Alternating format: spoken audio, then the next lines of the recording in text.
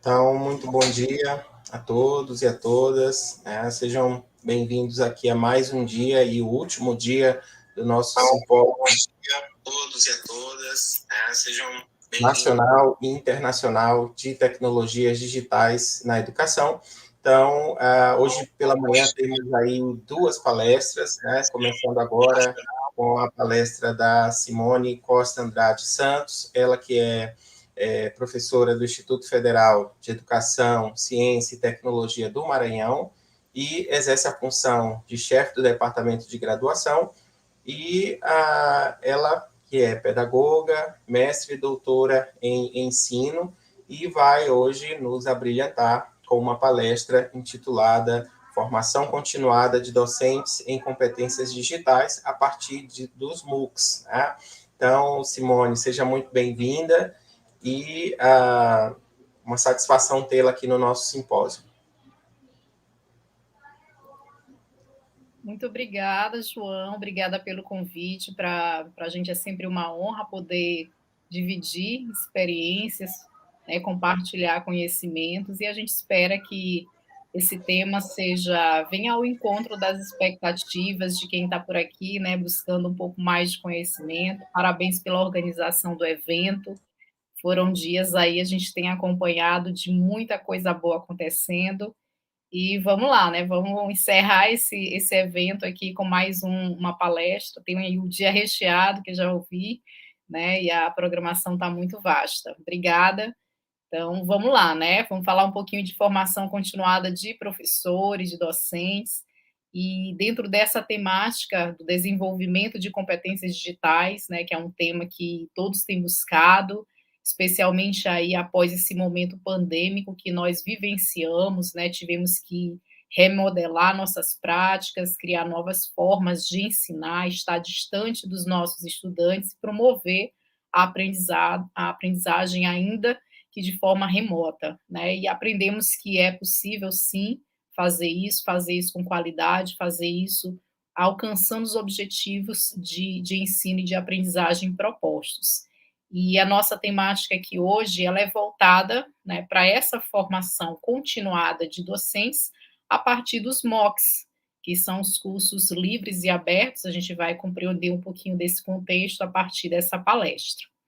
Então, esse estudo, ele aconteceu a partir de uma pesquisa que eu desenvolvi no meu doutorado, e minha proposição de estudo foi de análise de MOOCs, de cursos MOOCs, a partir da rede de educação profissional científica e tecnológica, que é a rede de institutos federais, envolvendo aí os Cefetes, os institutos federais de todas as unidades de federação do Brasil, e mais o Colégio Pedro II. No entanto, o foco da pesquisa se restringiu apenas aos 38 institutos federais.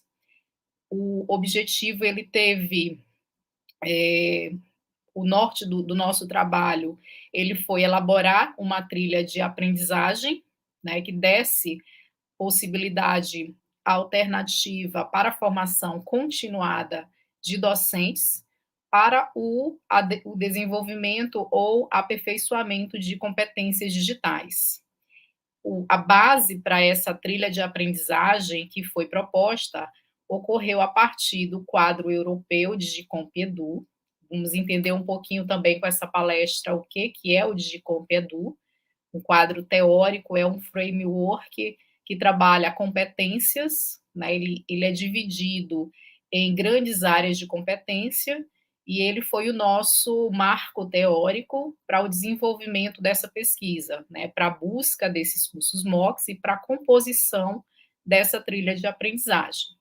E por que nós escolhemos, né? Por que a nossa decisão foi pelo Digicomp Edu?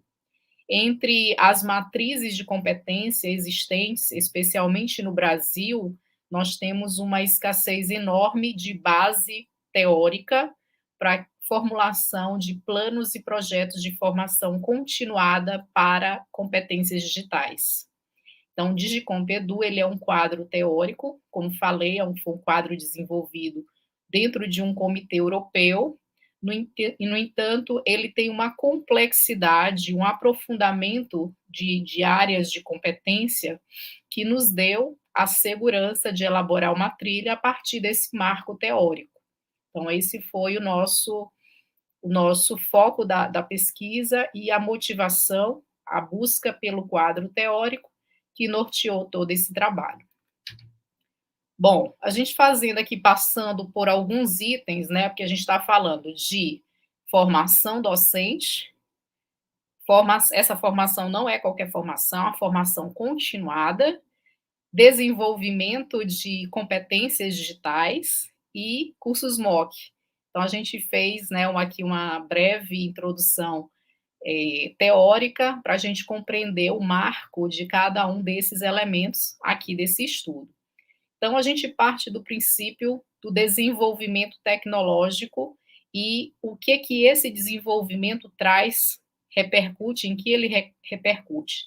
Ele requer, né, com esse impacto, com esse efeito direto sobre diversos setores da sociedade, ele traz essa necessidade de que é necessário o desenvolvimento de competências e a formação continuada de profissionais, especialmente nos sistemas de produção de conhecimento.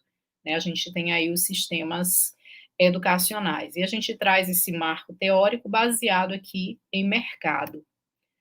Bom, um outro contexto que nós precisamos situar bem para falar de desenvolvimento de competência, desenvolvimento ou aperfeiçoamento de competências digitais docentes, a gente traz também o contexto da pandemia. Essa necessidade que nós tivemos de criar formas de ensinar, né, criar estratégias de ensino para atuar no ensino remoto. Então, isso tudo nos trouxe implicações para o futuro da educação. Né? De modo algum, a gente pode imaginar que o pós-pandemia o ensino será o mesmo num pós-pandemia. E muito do que nós vivenciamos nesse período, a gente traz para esse momento, né, posterior, o que foi bom, né, o que nós aprendemos, como nós ensinamos, o que ficou desse legado. Então, ali a gente tem várias práticas pedagógicas permeadas pela utilização de recursos digitais e, obviamente, né, aquele momento em que nós nos vimos necessitados por desenvolver competências digitais. E situando um dos elementos aqui da nossa abordagem, que são os MOOCs. Né? Algumas pessoas ainda desconhecem esse termo ou têm pouca informação sobre o que de fato são os MOOC. São cursos massivos, ou seja, eles foram criados objetivando um largo alcance. Muitos dos MOOCs, os primeiros MOOCs, eles tiveram aí uma abrangência local. A gente tem conhecimento de grandes plataformas digitais que trazem, sim, esse objetivo, né, de alcançar um número incalculável de pessoas e ali promover um processo educativo. São cursos que têm uma abordagem aberto. Esse aberto ele está mais ligado ao aspecto hoje, né, atemporal. Muitas das plataformas a gente sabe que não são 100% gratuitas, né? Ou elas abrem os cursos MOOCs em suas plataformas e posteriormente cobram um valor, uma taxa pela certificação, né? Outros são 100% abertos. Eles são 100% gratuitos, desde a inscrição do usuário até a certificação, e a forma de viabilizar esse curso é a partir da internet. Né? E ali a gente tem alguns pré-requisitos em alguns cursos, outros não, variando aí de uma especialidade, de uma área de especialidade para outra. O online, como eu falei, né, uma siglazinha aí do O, é acessível via internet. Essa entrega acontece de qualquer local que o usuário tem acesso à rede de computadores e a qualquer momento, são cursos que ficam acessíveis. de qualquer local e a qualquer momento, e ele é desenvolvido dentro de uma proposta de aprendizagem, né? Um curso MOOC ele é desenvolvido com objetivos instrucionais. Muitos desses objetivos, eles são, lógico, são ligados à área que ele se propõe, no entanto, eles têm a abordagem, né, a grande maioria dos MOOC, eles têm aquela abordagem da auto-instrucionalidade. O que é isso? É um curso que ele fica disponível e o usuário ele não tem um processo de acompanhamento tutoriado, ou seja, não tem ali um professor do outro lado fazendo toda aquela mediação do conteúdo. Ele é desenvolvido, a grande maioria dos MOOCs são desenvolvidos dentro dessa perspectiva de ser autoinstrucional, de usuário entrar na plataforma, desenvolver seu percurso de aprendizagem, né, concluir o curso, ter o seu certificado, obtendo ali a partir dos critérios prepostos, né, o cumprimento desses critérios, a sua certificação. Dentro ainda dessa abordagem conceitual que nós estamos nos propondo aqui, nós temos a internet dentro desse viés da democratização do conhecimento. A gente sabe hoje que, fazendo um comparativo com a escola do passado, a escola era a detentora do conhecimento, era ali que se formava, ali e unicamente ali, né? Então, havia aquele encapsulamento do conhecimento dentro de uma instituição formal que tinha todos os seus ritos, né? E a gente vem hoje, dentro de um contexto contemporâneo, numa abordagem completamente diferente. A internet ali ela tem muito conteúdo à disposição dos usuários, conteúdos que são a todo momento compartilhados, né? Não há ali um domínio exclusivo do conhecimento, as instituições produzem, é claro que tem aquele viés, né? E a origem desse conhecimento, né? É necessário sim criticar, questionar, mas a gente tem hoje a internet como esse canal aberto que é importante para a democratização do conhecimento. E, ainda dentro dessa perspectiva da democratização, nós temos a educação aberta. Quando a gente fala de educação aberta, a gente tem um link muito forte no Brasil com a Universidade Aberta do Brasil, né, que veio aí com o viés também de um modelo europeu, e traz esse viés de que a educação ela precisa alcançar um número maior de pessoas, e essa forma de alcance ela transcende aí os muros da escola, né? Não temos mais ali quebrando ainda aquele paradigma do encapsulamento do conhecimento. A educação aberta, aí a gente tem dentro desse viés a expansão das bibliotecas digitais, né, a utilização maciça de softwares educativos, de vídeos, né? Então, tudo isso, todo esse processo de acessibilidade digital veio dentro desse mote da educação aberta. E aí a gente traz, para situar, também na temática, na abordagem, a formação docente. Né? Dentro desse contexto contemporâneo que a gente vive, em que muito dos procedimentos, muito das questões com as quais a gente lida diariamente envolvem meios e recursos digitais. Então, são questões que o docente, o professor, o educador não pode se manter alheio. Então, é necessário, sim, o desenvolvimento de competências que ultrapassem o domínio dos conhecimentos e das metodologias, essas metodologias tradicionais, clássicas, que usamos diariamente. Será que elas estão atendendo, né? É necessário se questionar até que ponto um estudante que passa 4, 5 horas conectado em um aparelho de telefone, de celular, mas ele não consegue se manter atento, se manter interessado em uma aula de 40 minutos. Né? A gente precisa questionar se nossa forma de ensinar, ela está dando conta, né, dessa necessidade desse estudante na contemporaneidade. E para isso é importante, é necessário, é crucial o investimento, o fomento de atividades em formação docente, em programas de formação docente, especialmente aqui, como nós estamos falando, essa formação docente voltada para o desenvolvimento de competências digitais para os educadores. Há uma necessidade gritante, latente, né, por essa formação.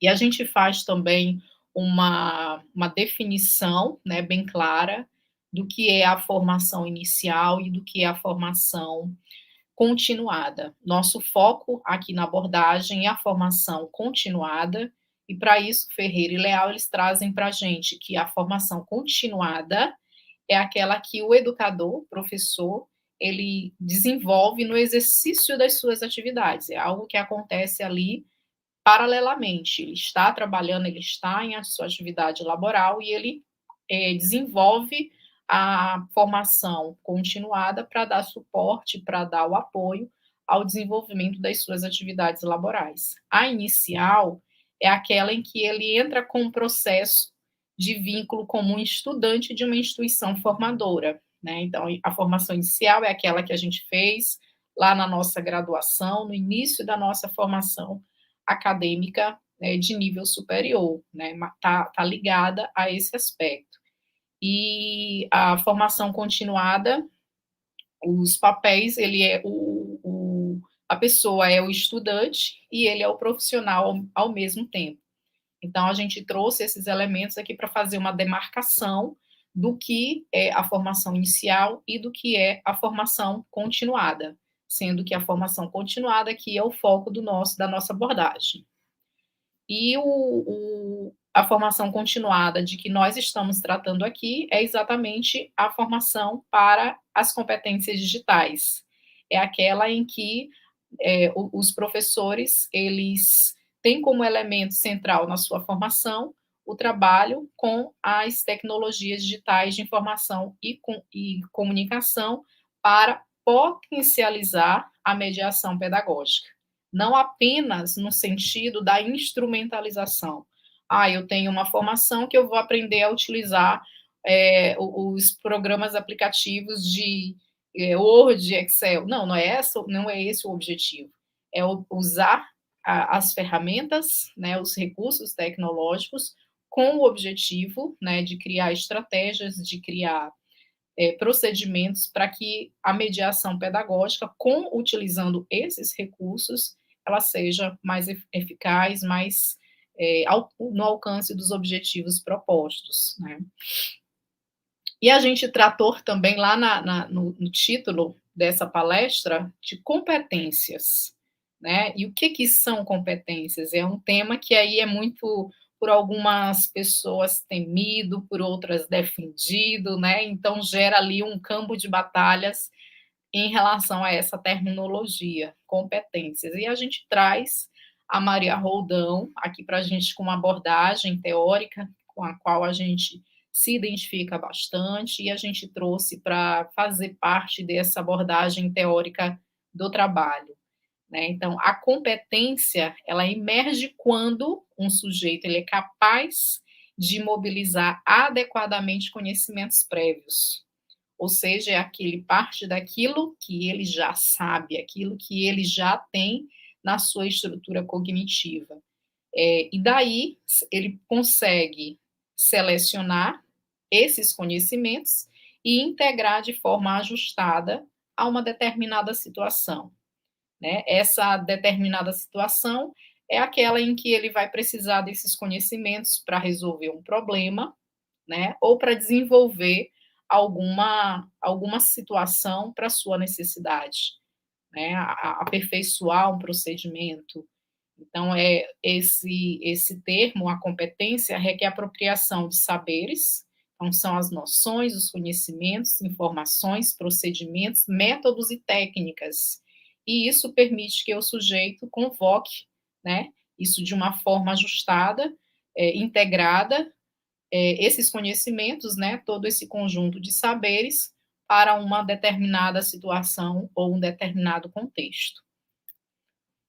E a gente traz também, falando especificamente de competências docentes, a abordagem de Perrenot, onde ele traz o professor como o centro desse processo, no desenvolvimento da competência, e ele, sendo um profissional competente em uma determinada área, ele é capaz de organizar uma pedagogia construtivista, criar situações de aprendizagem, administrar uma heterogeneidade, uma vez que o professor, trabalhando com sujeitos, esses sujeitos são diversos em suas capacidades, necessidades, interesses. O professor, como regulador de processos e percurso de formação, fornecedor de garantia no sentido dos saberes. Tá? Então, esse sujeito, professor competente, ele tem todos esses elementos componentes da sua atuação profissional, do seu desempenho profissional. E a gente traz também como marco teórico aqui o Dicompedu, como eu falei no início. Né? Então, essa imagem, ela traduz bem o que é esse framework, o que é esse quadro. É um quadro europeu, como eu já falei. Ele é organizado em 3 grandes áreas. A primeira, vocês podem ver, se observar bem, são 3 grandes círculos, sendo que o que se sobressai visualmente aqui é o círculo central, que é o círculo das competências pedagógicas dos educadores. O primeiro dos círculos é o de competências profissionais, e o terceiro é o de competências dos aprendentes. Então, o Dicompedu, ele trata que o professor, ele não é apenas aquele que no cerne do desenvolvimento de competências digitais. Ele não é apenas aquele que desenvolve competências pedagógicas, aquela competência em que ele trabalha em sua sala de aula, mas ele é aquele também que desenvolve competências profissionais dos educadores. Esse quadro, esse círculo primeiro, né?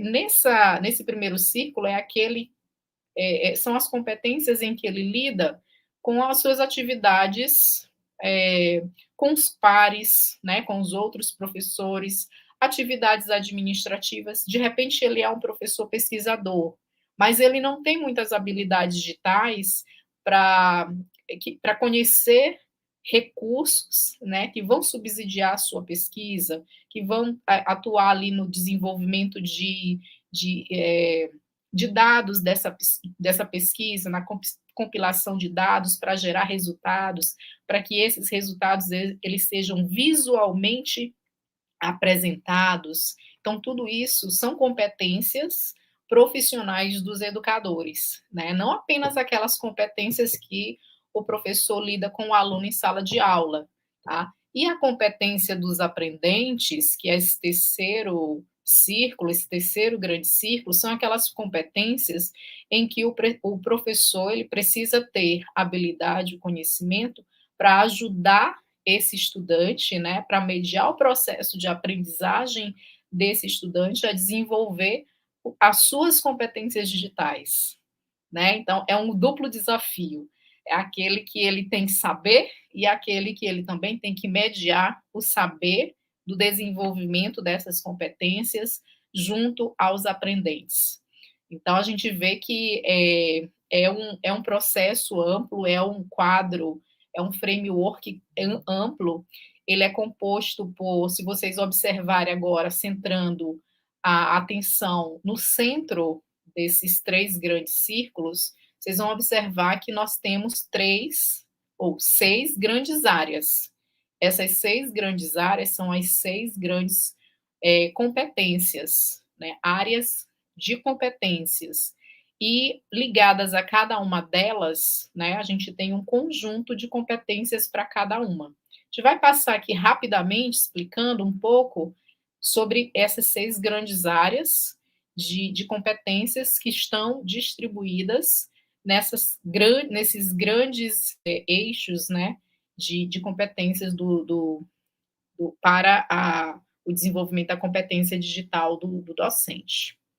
Então, a área 1, que é essa de envolvimento profissional, ela tem a competência de comunicação institucional, que é aquela em que ele tem ali a habilidade, vamos pensar que ele naquele professor pesquisador, né? Como é que ele publiciza essa pesquisa dele? Por meio aí de um site, de um blog, né? Então, essa comunicação institucional, a colaboração profissional, que são as partilhas com outros sujeitos, a prática reflexiva, né, que é uma competência de desenvolver criticamente aspectos críticos a respeito da sua prática digital. E a quarta competência dessa área é o desenvolvimento profissional contínuo, que é aquele em que ele vai usar fontes de recursos digitais para desenvolver as suas habilidades profissionais. E aqui, nessa quarta competência da área 1, o nosso trabalho trouxe uma grande contribuição. Como o nosso foco de trabalho foi desenvolver uma trilha formativa, essa trilha formativa ela foi organizada nessas 6 áreas do Digicomp Edu. E a partir da nossa pesquisa, junto aos MOC, né, dos institutos federais, nós fomos ali buscando em cada plataforma institucional desses institutos cursos MOC e aglutinando esses cursos em cada uma dessas áreas de competência. Então, ao final, a gente tem uma proposta de uma alternativa para programas, para projetos de formação continuada, onde o professor, o educador, ele pode, a partir da sua necessidade, do seu interesse, buscar nessa trilha um curso que atenda, né, a sua necessidade formativa. Então, desenvolvimento profissional contínuo é exatamente isso, essa habilidade do professor poder buscar, e aí a gente pode pegar aí a internet como um dos grandes centros de formação, vamos dizer assim, buscar nessa grande rede de computadores alternativas para investir na sua própria formação. E a trilha proposta, ela vem nesse sentido, de se apresentar como uma alternativa para a formação continuada de professores, de educadores. Na área 2 do Digicomp Edu, nós temos recursos digitais. Os recursos digitais, eles têm aí 3 competências, que é a de seleção, que é aquela de identificar, avaliar recursos digitais para o ensino e aprendizagem. Eu tenho a internet como uma infinidade, com uma infinidade de recursos de software, né? Então, dentre essa infinidade de recursos e de ferramentas, qual é a minha habilidade para selecionar, para identificar e selecionar esses recursos que estão mais em consonância, né, mais em conformidade com o meu objetivo de aprendizagem?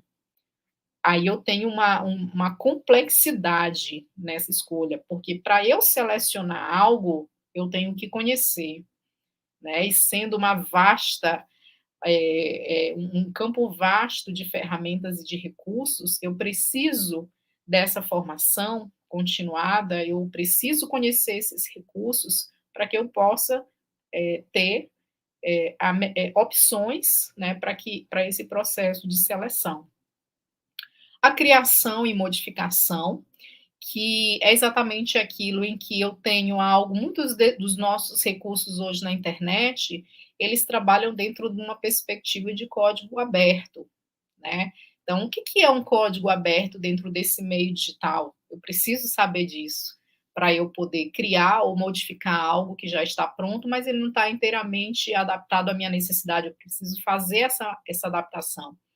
Então, eu preciso conhecer esses padrões de licenciamento para que eu tenha ali, né, tendo habilidade para criar e co-criar novos recursos educativos digitais. A gestão, proteção e partilha. A gente tem, por exemplo, o próprio Class, né, o Google Classroom, muito utilizado no período da pandemia. Como eu organizo o conteúdo digital? muitos professores, a gente avaliou de perto, né, acompanhou de perto várias práticas. O Google Class era ali um depósito de material. O professor queria algo, tinha um PDF, criava um slide, jogava lá no Class, né?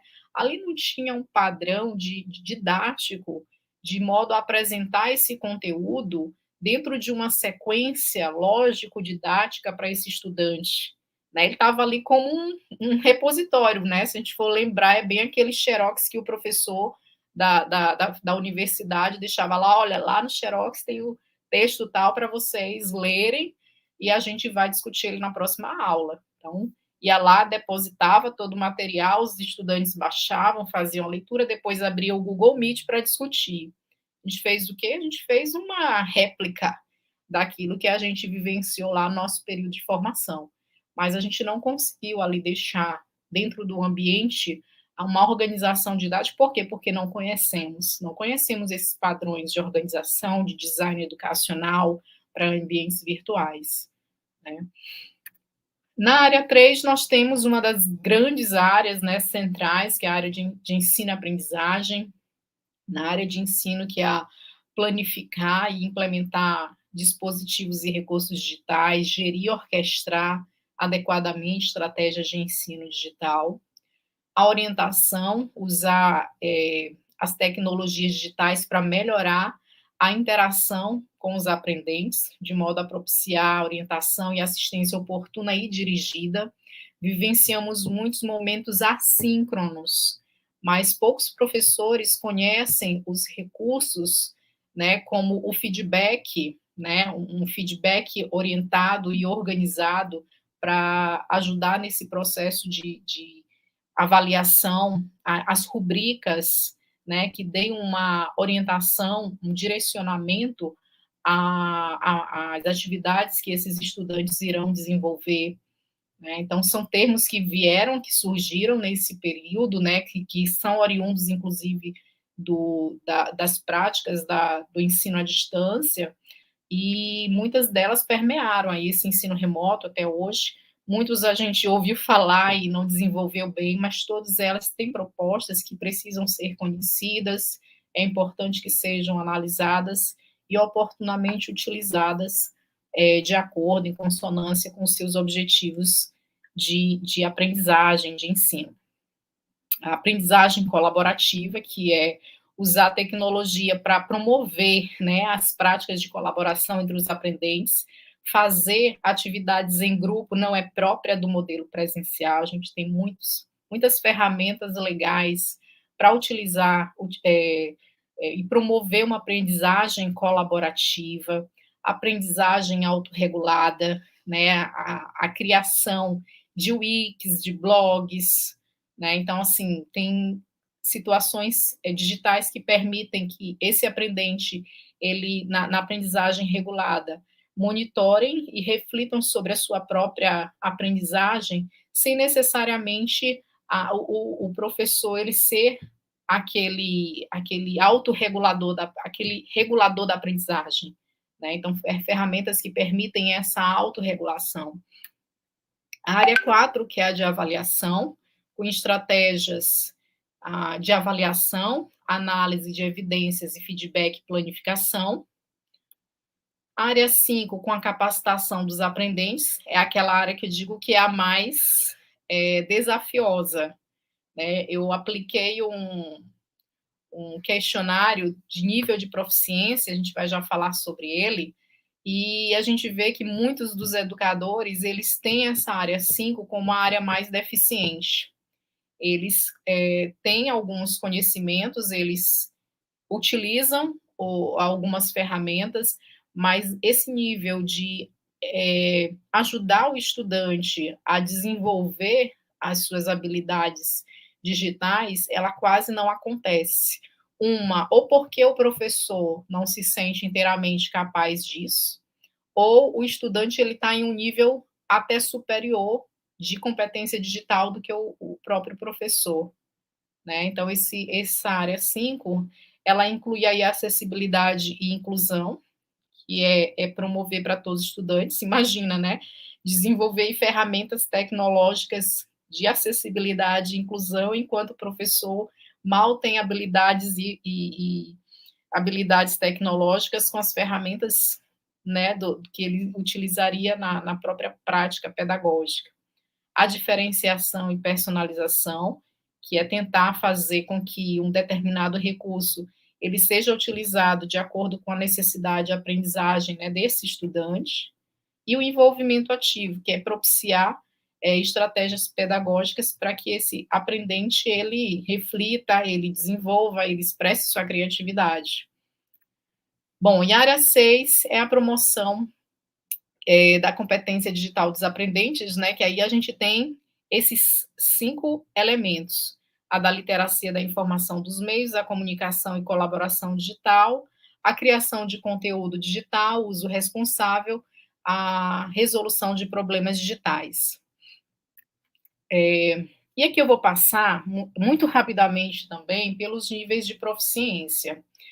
Como eu falei para vocês de um questionário, esse questionário ele também foi criado por esse grupo europeu, né, que desenvolveu o Digicomp Edu, e o objetivo desse formulário é identificar qual é o nível de proficiência do docente antes que ele procure algo, né, de formação para suprir uma necessidade que ele considera ter. Aqui seria uma validação desse nível de proficiência. O Digicomp, o Check-in, né, que é chamado Check-in Edu, ele desenvolveu esses 6 níveis de proficiência, que é o da consciência, o da exploração, o da integração, especialização, liderança e inovação. Sendo que o A1 é aquele nível mais básico, o A1 e o A2. Ele está ali por curiosidade, né, por necessidade, ele está ali no processo de iniciação às competências digitais. Já no nível de A, do A2 para o B1, ele tem um nível em que ele já utiliza, ele já tem alguma significação, né, a partir dos seus conhecimentos prévios e já consegue ali desenvolver uma utilização variando de uma ferramenta para outra. E aí a gente passa para a estratégia de diversificação, reflexão, partilha, crítica e renovação. Sendo que esse nível C1 e C2, que é o da liderança para a inovação, é aquele que a ferramenta trata como o nível mais elevado de proficiência em competências digitais. Esse aqui eu deixei já aqui na tela, né, para quem tiver interesse depois, é o endereço do Check-in Edu. Qualquer pessoa pode entrar e preencher esse formulário, e esse formulário vai te dar qual é o teu nível de proficiência e vai falar, né, qual é a área em cada uma dessas desse elemento aqui anterior que eu mostrei, né, se você está, em qual nível de proficiência você está, e o que você precisa desenvolver naquele que você não está bem proficiente, e ele te dá algumas indicações. Então, a trilha de aprendizagem aqui proposta, ela traz, se você conseguiu identificar qual é o seu nível de proficiência, ele vai te dizer quais são as suas necessidades formativas para estar em um nível mais desenvolvido. E aí, a partir dessa identificação, você consegue ir na trilha e verificar se existe algum curso MOOC que vá atender essa sua necessidade formativa. Aqui a gente tem uma breve categorização desse instrumento, do Check-in Edu, tá? Do nível A1 até o nível C2, em relação aos resultados. Se você tiver menos de 20 pontos, você está ali no nível mais básico, no A1, e aquele que alcançar entre 60 e acima de 80 pontos vai estar ali no último nível de competência digital, de proficiência digital, que é o nível de líder e pioneiro. O nível de líder ou pioneiro é aquele que não só utiliza as ferramentas, mas ele cria ferramentas, ele cria estratégias e ele inova nesse processo pedagógico de utilização dos recursos digitais. E a pesquisa, ela fez, né, esse curso que nós fizemos, a pesquisa nos institutos federais, Foi no período de março a outubro de 2021, nós conseguimos catalogar ao todo 381 cursos desses 16 institutos federais. Todos esses cursos estão disponíveis na plataforma Moodle dessas instituições, sendo que vocês podem observar aí por esse gráfico que o Instituto Federal do Rio Grande do Sul é o maior ofertante de cursos MOOCs da rede federal, seguido pelo Instituto Federal do Espírito Santo, com 48. Esse foi o instrumento que nós utilizamos para fazer essa catalogação, né, essa avaliação dos cursos, para dispor aqueles que nós estávamos objetivando selecionar para a trilha. Nós identificamos esses cursos, né, como eu falei, ao todo foram 381 cursos, identificamos eles a partir desse instrumento. Fizemos ainda um critério para inclusão, uma lista de critérios para que eles pudessem ser avaliados para incluir nessa trilha. Entre esses critérios, a gente precisava que esses cursos eles fossem, de fato, cursos aplicáveis às práticas pedagógicas e estratégias instrucionais com as tecnologias digitais, eram os requisitos básicos para incluir na trilha.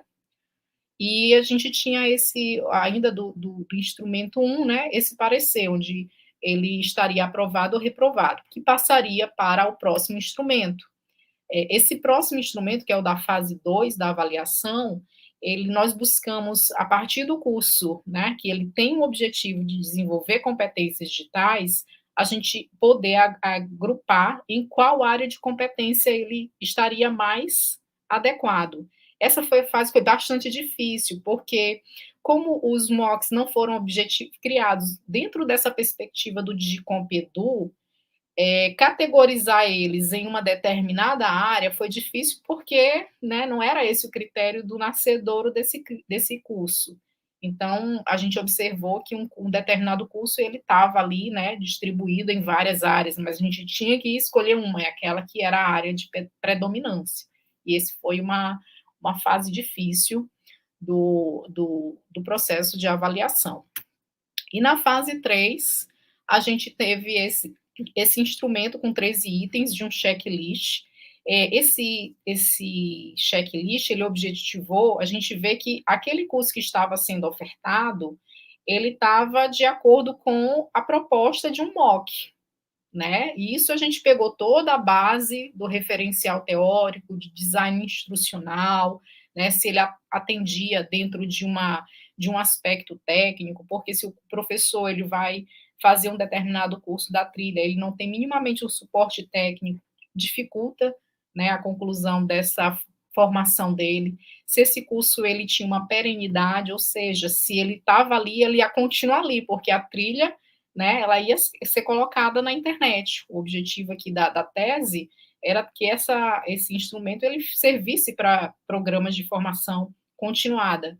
Então, teria que ter uma perenidade desse curso na rede, né? Então, isso foi observado também o aspecto da usabilidade, né? Será que esses MOOCs eles estavam organizados dentro daquela perspectiva de um repositório de material didático, né? Todos sem uma estrutura organizacional, didática, ou estava dentro, minimamente, atendia esses aspectos? Esses 3 elementos, eles foram, né, esse checklist, ele teve esse objetivo, de observar mais qualitativamente esses elementos e selecionar esses MOOCs para a trilha de aprendizagem.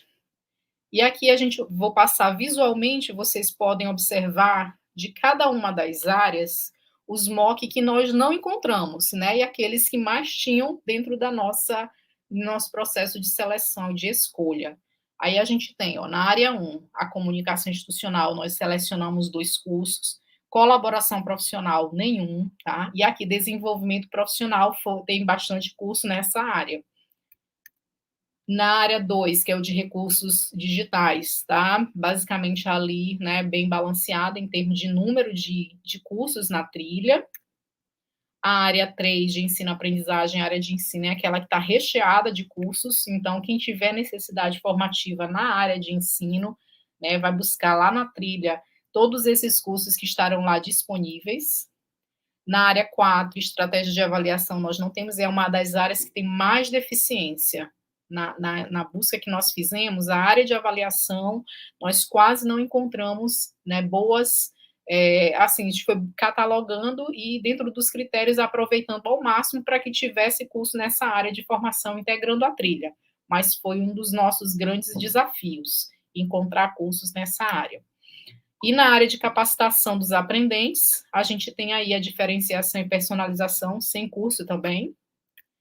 E na área de promoção de competência, 3 áreas sem curso, tá? Então, a gente, no cenário nacional, frente às habilidades digitais dos docentes, é um cenário que não está bem consolidado, né, justamente por falta de um marco, de um referencial nacional que nos permita, né, desenvolver programas e projetos na área de formação de professores para o desenvolvimento de habilidades e competências. Isso precisaria ser fomentado em nível nacional, em uma política, né, para a formação de professores em competências digitais.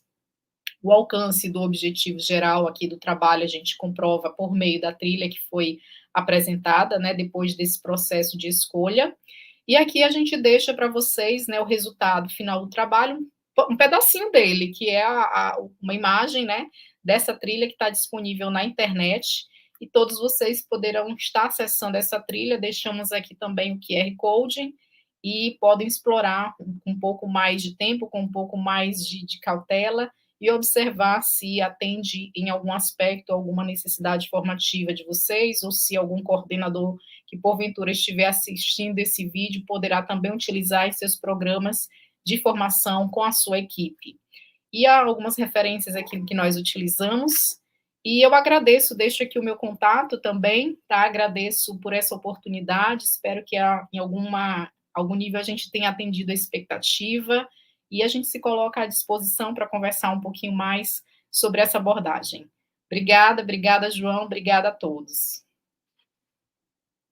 Obrigado, Simone, por suas colocações. É sempre interessante falar sobre competências digitais. É um assunto que na Europa, nos Estados Unidos, a gente sente que é uma preocupação dos educadores, dos alunos, dos profissionais de um modo geral, e que no Brasil, de uns anos para cá, essa preocupação também tem sido latente, né? Então, temos nos baseado bastante no Digicomp, nesses modelos europeus, né?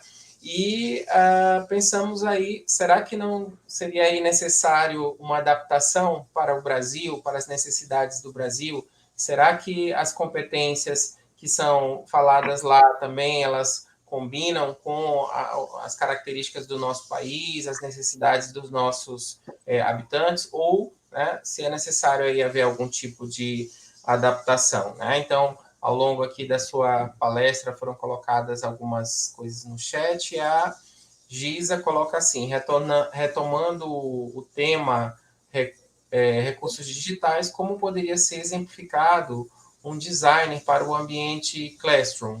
Aí fica ali para você comentar, e depois eu vou fazer alguns comentários aqui também sobre a que eu observei na sua fala. Ok, Giza, obrigada pela sua pergunta. É uma dúvida, né, justamente porque eu imagino que muitos professores que utilizaram, né, que se viram na necessidade de utilizar um ambiente virtual, que norteasse o seu processo de ensino e aprendizagem durante o período de atividades remotas, não tiveram nenhum conhecimento, nem teórico, nem prático, da organização desses ambientes. Mas, de fato, nós temos uma vasta literatura, inclusive brasileira, né? Nós temos aí a Andrea Filatro, que aborda muito concepções e práticas da organização desses ambientes virtuais. Então, ela parte também desse pressuposto do design think, do design educacional, onde, quando você prepara um plano de ensino, você vai para a sala de aula, aquele é um ambiente que você domina, né? O espaço da sala de aula é um espaço de domínio do professor. E o ambiente virtual, quando não foi durante esse período, nós estivemos lá, mas, de fato, o estudo e a abordagem teórica, ela foi carente, né, ou ela foi inexistente dentro desse período. Mas os ambientes virtuais, eles podem ser organizados em módulos didáticos, né, por exemplo, dentro do seu plano de ensino, que você tem, você pode distribuir esse plano de ensino em unidades. Você vai trabalhar ali, vamos supor, 6 meses, 1 ano, né, não sei qual é o segmento em que você atua, mas vamos supor que você tenha uma atividade para desenvolver no período de 6 meses. Essa atividade, ela precisa, dentro de um ambiente, dentro de uma perspectiva de organização instrucional, ela pode ser organizada em blocos didáticos. Esses blocos didáticos, eles têm ali os conteúdos e as ferramentas para a interatividade, e tem um momento ali da avaliação, né, das ferramentas de avaliação. Como isso está organizado para o estudante? Aí eu vou colocar um exemplo bem simples, né? Você coloca lá, interação com o estudante via chat. Isso é o quê? É um PDF? É um PowerPoint? Então, esse material, ele está identificado dentro de uma proposta de ensino, de design educacional. Por exemplo, você tem 3 PDFs e um slide, né? O estudante e uma ferramenta de chat. Se você colocou tudo aquilo dentro do ambiente, eles vão estar lá com um nome, mas aquilo visualmente o estudante vai saber? Não, ele só vai saber se ele clicar naquele link e aquela ferramenta abrir para ele. Ele não vai saber se aquilo é um chat, não vai saber se aquilo é a menos que ele já tenha uma familiaridade com o ícone que identifique aquela ferramenta. Então, existem técnicas do design educacional para você identificar, né, esse material que vai ficar disponível e organizar em blocos esses conjuntos de material, de modo que eles se encerrem, né? Ele não fica ali organizado, disponível para o aluno como um depósito, né? Ele está lá todo em prateleiras, vamos pensar assim, no modelo de uma biblioteca, organizados, identificados, de modo que para o estudante isso possa ser mais intuitivo e isso possa favorecer esse processo de busca e de percurso de aprendizagem que ele vai fazer nesse ambiente virtual. Tá? Não sei se eu te ajudei um pouquinho nessa tua dúvida. Aí tem mais uma pergunta também da Giza, que diz assim, qual seria a competência digital que não pode faltar para o professor contemporâneo, né? Eu ia até fazer esse comentário, né, para você elencar aí entre as competências que você identificou no estudo e também do quadro Digicomp, qual seriam as duas assim mais importantes? Porque fechar em uma eu acho que é muito, né, complicado, mas assim, duas áreas que você acha que realmente são fundamentais, essenciais para os dias atuais, principalmente agora, né, no pós-pandemia, em que muitas coisas mudaram, em que as pessoas começaram a prestar mais atenção na importância das tecnologias e de ter, de fato, uma cultura digital. Olha, Giza, obrigada mais uma vez pela tua participação. Eu vou dizer que depende, né? A gente viu ali na apresentação o check-in Edu com os níveis de proficiência. Então, vou dizer que depende muito em que nível esse profissional está, né? Mas considerando a grande realidade, né? Aliás, a realidade da grande maioria dos nossos educadores, especialmente no nosso estado, a gente vê que a necessidade dessa formação, ela é muito grande. E eu poderia dizer que a grande competência, né, eu poderia me atrever aqui a dizer que seria na área do desenvolvimento profissional. Porque se ele tiver essa motivação, né, ele conseguir reconhecer que eu não sei, mas eu preciso buscar. Então, é um processo de autoconhecimento, né? E não atuar no sentido do erro. A gente tem muitos colegas que dizem assim, faz para mim porque eu sou burrinha aqui nessa ferramenta. Então, a gente precisa lembrar dos nossos estudantes. Quando é que a gente vai aceitar que a gente vai fazer pelo estudante? Né? Não é o processo correto de aprender, a gente aprende com o erro, a gente aprende com esse processo da busca. Então, é conhecer, reconhecer, né, nesse processo mesmo de autoconsciência, de autoconhecimento e o buscar, né? Então, dentro dessa área de competência, se eu conseguir desenvolver isso de uma forma crítica, de uma forma reflexiva, eu parto para qualquer uma que eu tiver necessidade. E aí esse processo é um processo constante, né? Você saber onde está, ter a consciência de onde está e do que precisa. E ali, nesse processo, você buscar essa inspiração, né? O estudo, é a busca. Então, a área do desenvolvimento profissional, ela é propulsora para desenvolvimento de todas as outras áreas.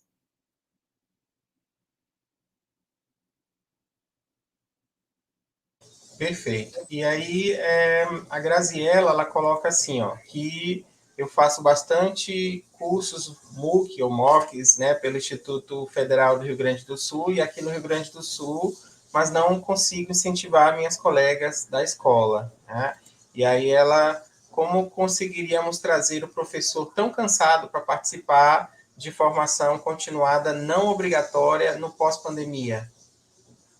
Grazi, eu não sei se você é coordenadora, professora, mas eu vou te chamar de educadora, né? Eu acredito que o teu agir, ele já está sendo uma inspiração, tá? Então, dentro do meio, é difícil a gente mudar o outro, né? Vou dizer que é impossível, mas e eu vejo também que com a continuidade da tua pergunta, como eu falei durante a abordagem, nós carecemos em nível nacional de um grande projeto, uma política de formação na área das competências digitais. Nós não temos, não há um fomento público, né, que incentive em nível nacional, que traga, assim, você colocou, realmente não é obrigatório, mas é necessário, é gritante, a gente vê a lacuna, né, da prática educativa que está sendo desenvolvida pelo professor e a necessidade de aprendizagem do nosso estudante, ela está sendo cada vez maior, essa distância. Então, enquanto isso não for visto, né, pelo setor público e isso se transformar em uma política nacional, pouca coisa vai mudar, né? Porque não realmente é difícil o professor que já tem toda a sua atividade, toda a sua obrigatoriedade de cumprimento profissional no dia a dia, com seus planejamentos, com a sua atuação em sala de aula, desenvolver, né, ainda por interesse dele, mesmo ele reconhecendo que é necessário essa formação é a responsabilidade dele, a gente sabe, mas sem o incentivo, isso se torna algo muito difícil de avançar. Então, eu vejo muito pelo lado da necessidade de uma política pública, de um fomento, um incentivo, né, para que isso, de fato, tenha o alcance esperado dentro de um tempo que a gente consiga diminuir essa lacuna entre o que a gente ensina e a necessidade dos nossos estudantes em desenvolver a aprendizagem. E aí a Grazi, ela disse que ela é educadora, né? E a Giza pergunta novamente se usar trilhas de aprendizagem é uma opção. Só que antes de tu responderes, eu vou dar até uma sugestão sobre a questão do MOOC. Eu fiz um estudo há um tempo atrás sobre cursos massivos online e a gente observa o que tem muita matrícula e o número de alunos concluintes é ainda baixo, né? E aí algumas propostas, né, para que nós tenhamos aí um número maior de alunos concluintes nesses cursos, seria pela gamificação, né, em que esse aluno que faz essa formação, ele pudesse ter alguma coisa em troca, né, algum tipo de benefício, que vai muito de encontro aí o que Simone falou, dessa coisa do reconhecimento, né? Então, se a escola tivesse aí uma política em que aquele professor que fizesse X horas de formação, ele tivesse aí algum tipo de benefício, ou de folga, ou de promoção, ou de reconhecimento, né, pelo trabalho executado, seria interessante. E eu vejo também que em outros países é uma política pública essa coisa da qualificação. Então, em Portugal, por exemplo, o professor, todo ano, quando termina o ano letivo, né, porque ele vai ingressar no próximo ano, ele precisa entregar ali o número de horas que ele cumpriu de formação, né? E essa formação, ela vai, ao longo do tempo, colocando esse professor em escalões, que eles chamam, né? Escalões mais elevados. Então, se ele não faz nenhuma qualificação, ele não consegue essa promoção, essa progressão na carreira, né? E ele também fica impedido de concorrer em outros anos, né, nos seletivos, porque apesar, né, dessa estabilidade, ela é só durante aquele ano. Então, se passou aquele ano, o professor não concorreu e não teve a qualificação, ele não consegue avançar. Tá? Então, tem essas diferenças. Aí eu deixo para Simone comentar sobre a questão das trilhas de aprendizagem, depois eu coloco mais essa última, e aí a gente encerra, porque já temos a próxima palestra. Perfeito. Então, Giza, é uma alternativa ao uso das trilhas para a formação continuada, mas é algo que é uma parte do todo, né? O João colocou uma experiência, né, de Portugal, e se nós tivéssemos algo nesse sentido, né, já é uma outra alternativa. É claro que esperar por uma política pública para que a coisa dê certo, né, para que a coisa funcione, a gente vai continuar esperando por bastante tempo, até porque a gente entende que quem poderia fomentar uma política dessa dentro de um setor político, né, não está lá. Então, as pessoas que discutem isso estão aqui, estão nessas rodas de conversa, estão dentro das academias, mas isso fazer chegar lá é mais difícil, né? Então, alternativas como essa, de você criar dentro da instituição, dentro da carga horária do professor, alternativas em que ele não estivesse ali na obrigatoriedade de cumprir a sua função apenas com o planejamento e com as suas aulas, mas valorizando a sua formação ou autoformação, seria uma alternativa. Né? Imagina que se dentro das escolas estaduais, das escolas municipais, das escolas privadas, por que não falar, né, tivessem esse tipo de incentivo, né, você tivesse ali dentro da sua carga horária semanal, mensal, anual, um incentivo em termos de tempo e você pudesse se dedicar à sua formação, né, em serviço, porque a formação continuada é isso, e a trilha de aprendizagem, sim, seria uma excelente alternativa, porque elas estariam ali na internet e elas poderiam ser utilizadas por essas instituições de ensino como alternativas para a formação da sua equipe.